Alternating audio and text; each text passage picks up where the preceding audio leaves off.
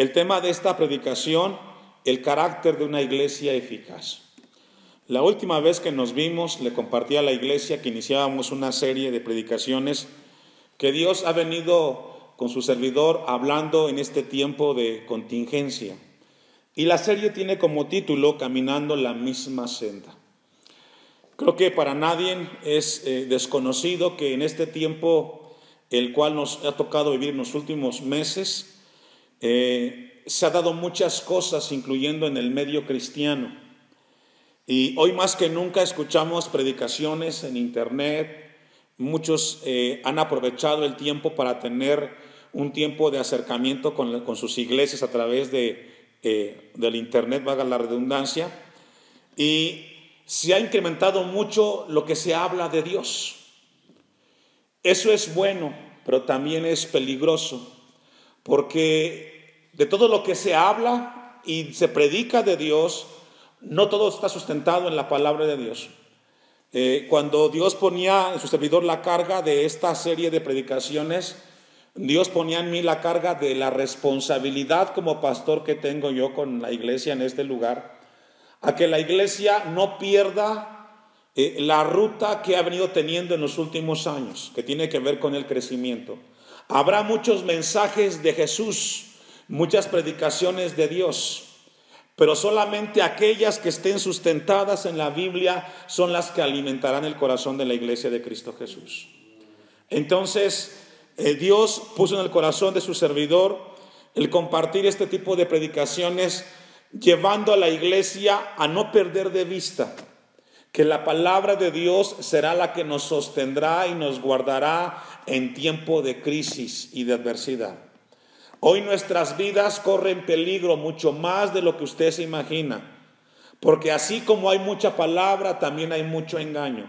Y nuestra alma debe de cuidarse y revisarse con mucha cautela, hermanos. El tema de esta predicación, yo le comentaba, tiene que ver con el carácter de la iglesia eficaz. Encontramos en este libro de los Hechos el momento de la iglesia del primer siglo. Y esto es muy importante. La iglesia siempre tiene que revisar su historia. Nosotros no podemos reinventarnos en el tiempo presente. No podemos actualizarnos a lo que estamos viviendo. Es más, el mundo tiene que sujetarse a la palabra de Dios y no la palabra de Dios al mundo que está cambiando, hermanos. Esto es muy importante. La iglesia en el primer siglo fue una iglesia que pasó momentos difíciles. Hubo persecución, pero es ahí donde Dios trabajó en el carácter de esa iglesia. Y yo me encontraba una frase que quiero compartir con ustedes y dice así: hay una verdad en el mundo exterior y habla de personas que hacen que las cosas sucedan. Hay otro grupo de personas que observan lo que otras personas están haciendo. Y hay otro tercer grupo de personas que se preguntan por qué está sucediendo lo que está sucediendo. Eso lo aplicamos a las personas, pero también a la iglesia. Hay iglesias que provocan que sucedan cosas. Hay iglesias que se preguntan por qué está pasando eso. Y hay otras iglesias que se mantienen al margen y dicen por qué no sucede en nuestras vidas. Y cuando hablamos de iglesias no hablamos de edificio, hablamos de vidas que se congregan en un lugar donde Cristo es el pastor de pastores. Eso fue lo que pasó en la iglesia de Antioquía. Fue una iglesia que provocó que las cosas fueran tan importantes, que el evangelio creciera. Había un tiempo de persecución muy grande. Sin embargo, Dios levantó a esta iglesia con un carácter, para que ese carácter fuera creciendo a la imagen de Cristo. Vamos a ir unos pasajes para ver un poquito acerca de esta iglesia en Antioquía. Miren lo que dice Hechos 11:24, un poquito atrás. La iglesia de Antioquía, la iglesia gentil, fue resultado de la persecución que hubo en Jerusalén después de que Jesús ascendió a los cielos. Comenzó el Espíritu a moverse y vino una persecución que comenzó con la muerte de Esteban, el martirio de Esteban. A partir de ahí comenzaron los cristianos a dejar sus casas y buscar dónde ubicarse. Y dice Hechos 11:24, porque era varón bueno y lleno del Espíritu Santo y de fe. Y una gran multitud fue agregada, ¿qué dice, hermanos? Al Señor. Y esto nos habla de cómo fue la iglesia del primer siglo. Dios esta tarde quiere hablar a nuestras vidas acerca de ese momento, cómo fue el actuar de esta iglesia. Y una de las características de la iglesia del primer siglo es que era una iglesia sujeta al Espíritu de Dios, a la voluntad de la palabra de Dios. Y es ahí donde Dios quiere que caminemos por la misma senda. Si queremos ser una iglesia que prevalezca en el siglo XXI, rodeado de tanto evangelio, de diferentes puntos de vista, la senda que debemos de caminar es una iglesia, vidas sujetas a la palabra de Dios y al Espíritu de Dios. Dice el texto 24, porque era un varón, hablando de los líderes de ese momento, porque era un varón bueno y lleno de ¿qué, hermanos? Ahora surge una pregunta: ¿qué significa ser llenos del Espíritu Santo?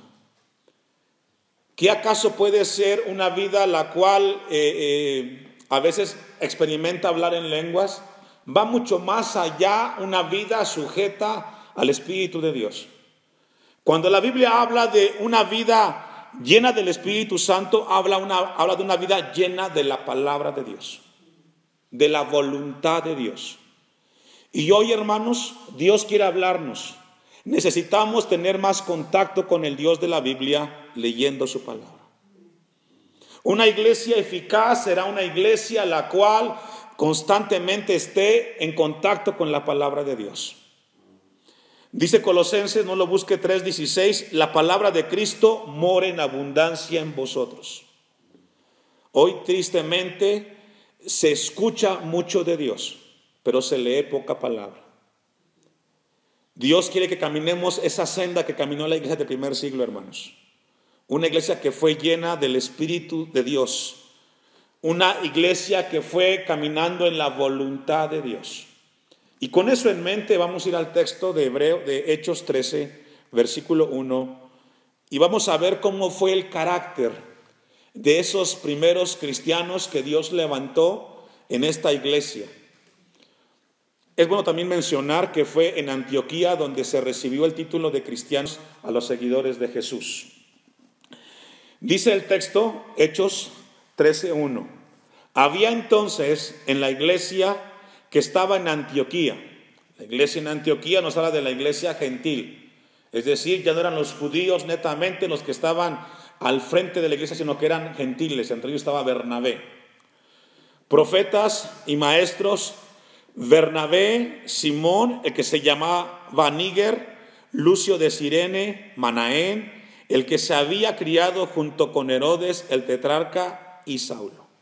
Una de las características de estas personas, hermanos en la fe, hermanos, valga la redundancia, es que estos hombres y mujeres eran hombres piadosos. Una primer característica de los seguidores de Jesús en esta iglesia es que eran personas piadosas. ¿Qué es una persona piadosa, hermano?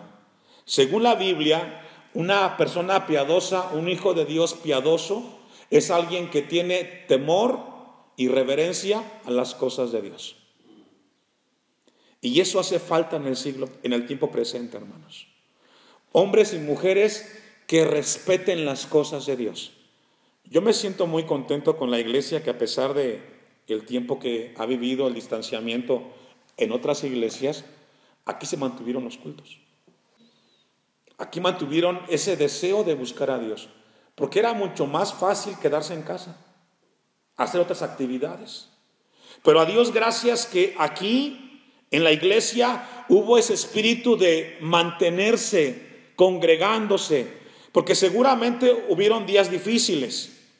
Verse a sí mismos 3, 4 personas es complicado, pero sabíamos o sabían ustedes que no solamente era reunirse, sino era venir y buscar a Dios, orar, cantarle al Señor, meditar en su palabra, y eso habla de respetar las cosas y los tiempos de Dios. El tiempo de Dios es el tiempo de Dios. Y una característica que hubo en ese momento fue hombres y mujeres piadosos.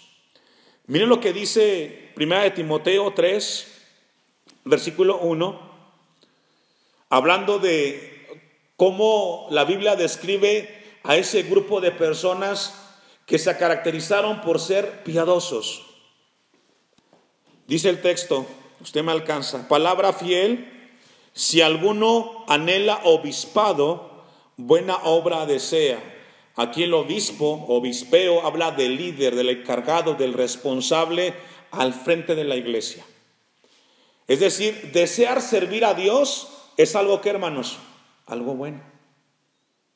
Ustedes aquí donde están, de alguna manera sirven a Dios. En algo Dios los ha colocado aquí. Y si Dios lo ha colocado en un servicio, cualesquiera que sea, hermano, eso es bueno. Cualquiera que sea lo que Dios te ha colocado en esta iglesia, no tiene que ser siempre acá al frente, pero lo que tú hagas para Dios es bueno. No lo veas como una carga. Y si tú eres una mujer y un hombre piadoso, lo vas a hacer con respeto. No lo hago para que me vean, lo hago porque Dios me dio el privilegio de servirle en su casa. Esa senda hay que seguirla transitando, hermano.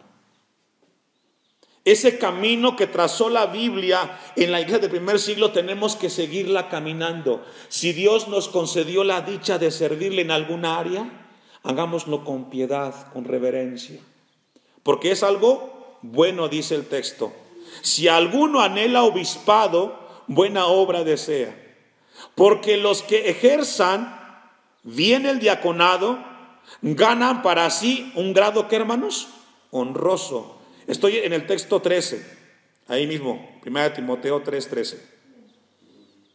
Lo leo una vez más. Porque los que ejerzan bien, ¿el qué, hermanos? El diaconado. Y aquí habla de un servicio en la iglesia. Aquí especifica el diaconado, que tiene que ver con los hombres encargados de del mantenimiento de la iglesia, porque un diácono se enfoca en esa área. Que esté bien ubicado el edificio, que no falte nada, está revisando de que todo esté en orden. Pero se puede aplicar en cualquier otra área, cualesquiera que sea. Pero la palabra dice, porque los que ejerzan, ¿cómo, hermanos? Bien. Es decir, Dios quiere que hagamos las cosas bien, porque es para el Señor. Dice, bien el diaconado, ganan para sí un grado honroso y mucha confianza, ¿en qué, hermanos? En la fe que es en Cristo Jesús. Si logra ver que este servicio en la iglesia tiene que ver con algo espiritual, porque nos ayuda a crecer, hermanos. Crecemos en el Señor. Puede ser, alguien puede decir, pero es perder el tiempo. No. Cuando nos damos la oportunidad de servir en lo que Dios nos coloque en la iglesia, estamos dando un lugar de honra.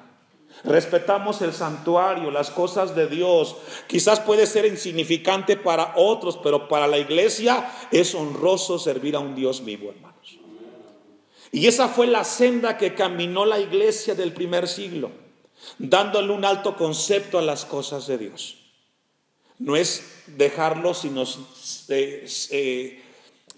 sobra tiempo, sino que debemos de ser hombres dándoles atención a las cosas del Señor. Vamos a ir a una cita más. Bueno, antes de que vayamos a una cita más, concluimos el texto 13:1 y nos describe personas, hombres: Bernabé, Simón, el que se llama Níger, Lucio de Cirene, Manaén, el que había criado junto con Herodes el tetrarca, y Saulo. ¿Qué nos habla ahí? Un grupo de hombres al servicio de Dios. Versículo 2. Y vamos a ver cómo fue la vida de estos hombres. Y dice el texto, ministrando estos al Señor, ¿y qué más, hermanos? Y ayunando. Y esto es muy importante. Los hombres y mujeres de la iglesia del primer siglo, hermanos, entendieron su responsabilidad espiritual en la congregación donde Dios los tuvo en ese momento. La palabra ministrar es una palabra que nos habla de dar. Significa desempeñar un cargo.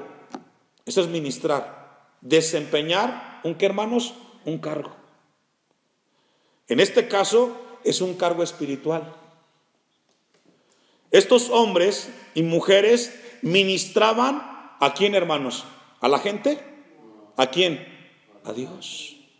Es decir, el servicio primario, cuando lo hacemos, es para Dios, no para el hombre. El hombre se beneficia de manera secundaria, pero mi servicio, mi devoción, mi esfuerzo, mi sacrificio es para Dios.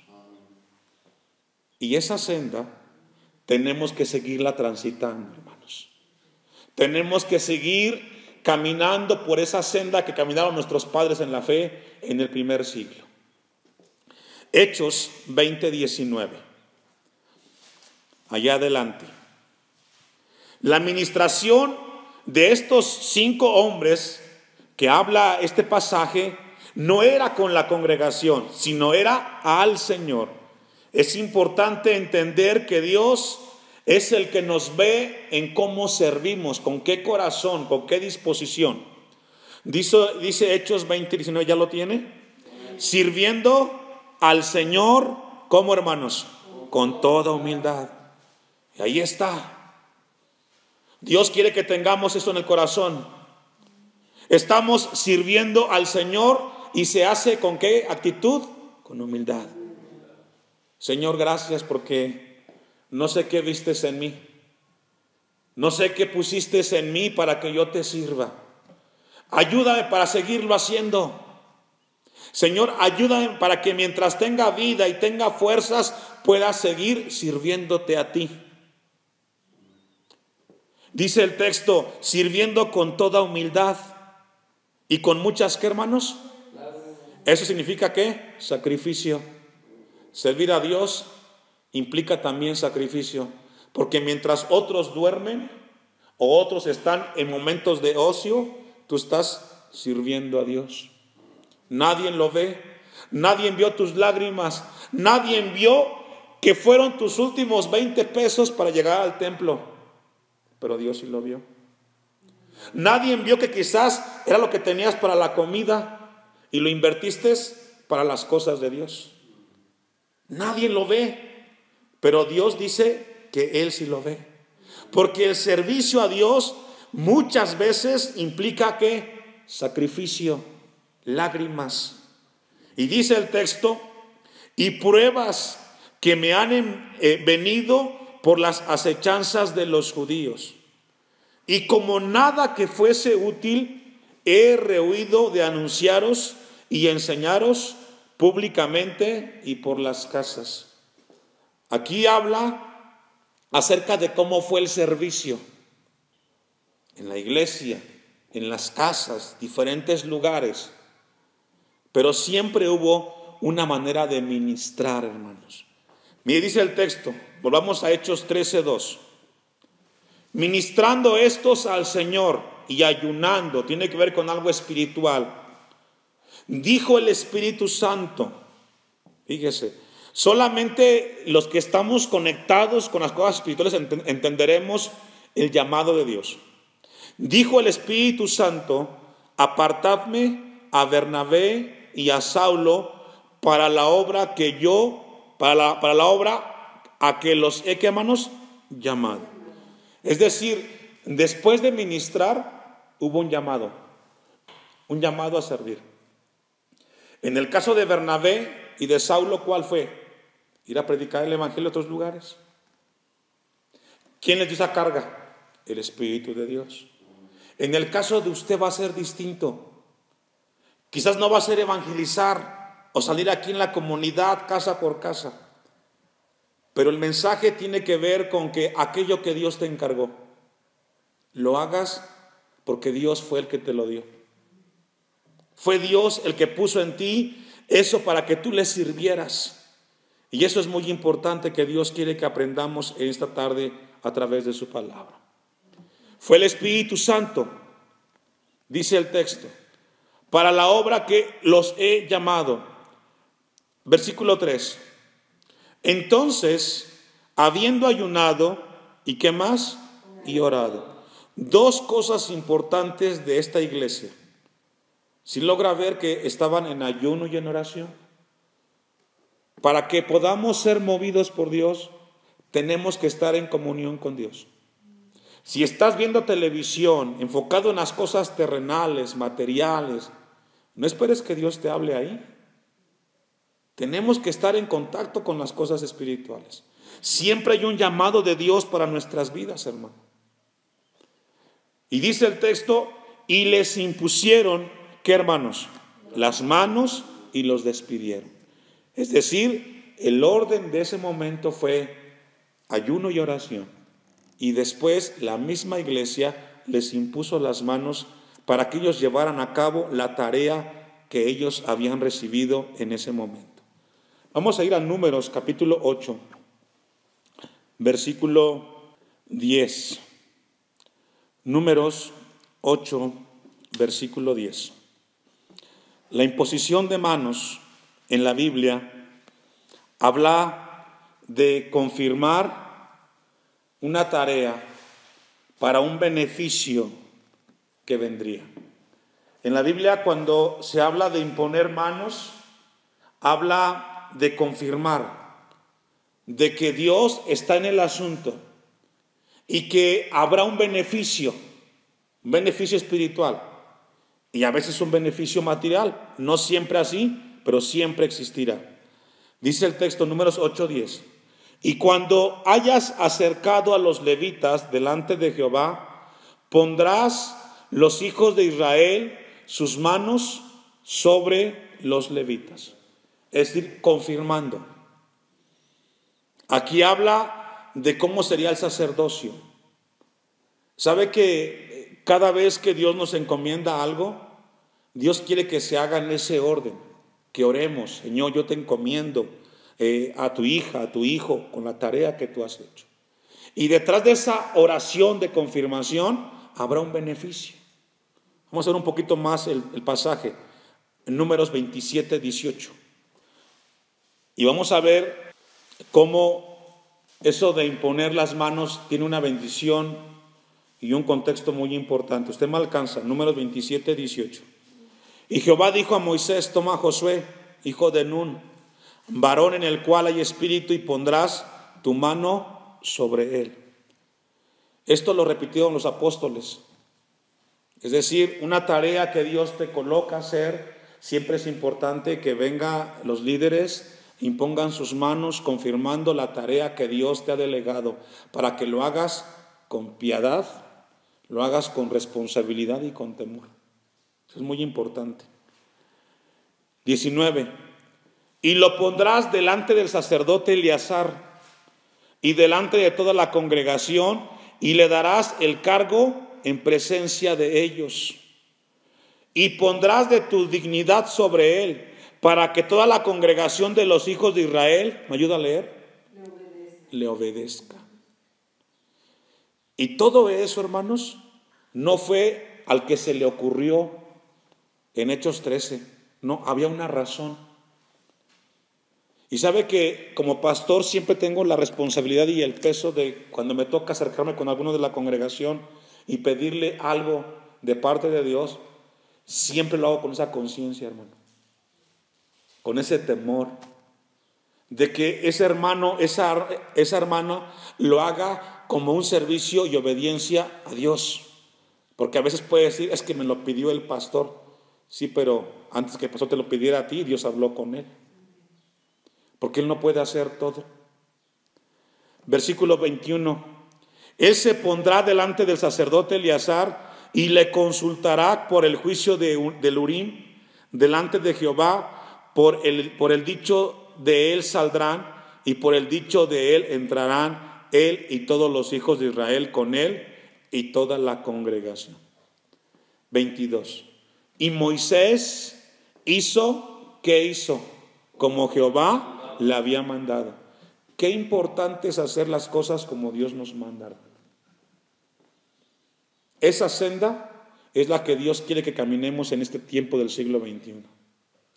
Lo que Dios pide que hagas en tu vida, de manera personal, familiar, hazlo para el Señor, hermano. Es Dios con tu vida tratando. Obviamente Dios usa al pastor, usa hermanos, pero cuando sabes que la palabra es para ti, Señor, quiero obedecerte. Quiero vivir en tu voluntad. Porque eso es vivir lleno del Espíritu Santo, obedeciendo la voluntad de Dios. Fue lo que hizo Moisés. Vamos a volver al texto de Hechos 13, versículo 6. Hechos, capítulo 13, versículo 6. Después del llamado, después de la ministración de estos 5 hombres que describe el texto 1, vino un evento estremecedor en la iglesia de Antioquía, hermanos. ¿Y sabe qué? Hubo oposición. ¿Qué hubo, hermanos? Oposición. Cada vez que tú quieras servir a Dios, habrá algo que se oponga para que no lo hagas. Siempre. Depende del carácter que tú tengas para enfrentar la adversidad. Mira lo que dice el texto 6. Y habiendo atravesado toda la isla de Pafos, hallaron cierto mago, falso profeta judío llamado Barjesús, que estaba con el procónsul Sergio Paulo, varón prudente llamando a Bernabé y a Saulo, deseaba oír, ¿qué, hermanos? La palabra de Dios. Es decir, no fue fácil la tarea de Bernabé y de Saulo. Encontraron un obstáculo. Primero un mago, algo espiritual. Y luego encontraron a un hombre, al procónsul Sergio Paulo, pero este hombre tenía deseos de escuchar la palabra de Dios. El mensaje de este pasaje es de que hubo una oposición, texto 8, pero les resistía Elimas, el mago, pues así se traduce su nombre, procurando apartar de la fe, ¿a quién, hermanos? Al procónsul. Este hombre, Sergio Paulo, quería escuchar la palabra de Dios. Hay mucha gente que quiere escuchar, gente que tiene problemas, dificultades, y habrá gente que quiera estorbar. Siempre lo ha habido, hermanos. Si Dios ha puesto en tu corazón ministrar a otros y tienes oposición, ora. Y cuando tengas oportunidad, sígueles hablando de Cristo. Porque Dios va a hacer una obra. Va a haber oposición. Pasó en ese momento, pasa en el tiempo presente, hermanos. Siempre habrá una lucha cada vez que la iglesia se determine a servir a Dios. Siempre habrá obstáculos. Y puede ser gente de tu familia que te diga, ¿para qué sigues haciéndolo? Ya déjalo que lo haga otro. ¿Para qué lo haces tú? Habrá tu misma carne, ya estás cansado. Pero mire, hermano, mientras tengamos fuerzas, tengamos vida, sigamos sirviendo a Dios. Sabe que mientras en estos días estaba con una hermana que fui a visitar, tiene 93, 94 años, y me dice, hermano, yo quisiera leer la Biblia, no puedo leerla ya no veo las letras. Y cuando yo escuchaba esto de la hermana, yo le decía a Dios, Señor, gracias porque yo puedo todavía seguir leyendo tu palabra. Y mientras yo tenga la facultad de leer, ayúdame para que siempre pueda leer tu palabra, porque yo sé que ahí tú me alimentas y tú me hablas. Hermano, mientras tengamos la facultad nosotros de leer, de caminar y de hacer las cosas para Dios, hagámoslo para el Señor. Esa senda que caminó la iglesia del primer siglo, hermanos, Dios nos deja la tarea esta tarde a nosotros, que caminemos con esos principios, los cuales el nombre de Dios será glorificado.